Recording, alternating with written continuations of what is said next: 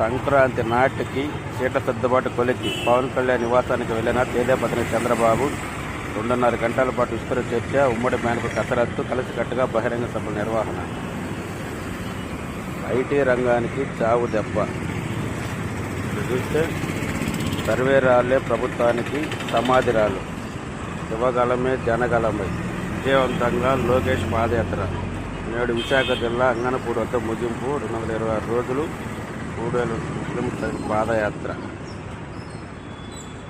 అంగన్వాడీలకు అమ్మలే అండ. బలవంతంగా కేంద్రాలు స్వాధీనము. ప్రజల ఆగ్రహం తాళాలు పగలగొట్టనీయకుండా పలుచోట అడ్డగించ.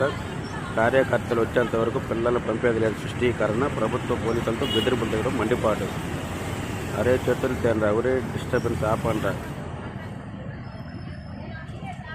దసపల్ల రహదారి పేరిట 2,000 కోట్లు టీడీఆర్ కుట్ర. విజయసాయిరెడ్డి, సుబ్బారెడ్డి భారీ స్కామ్.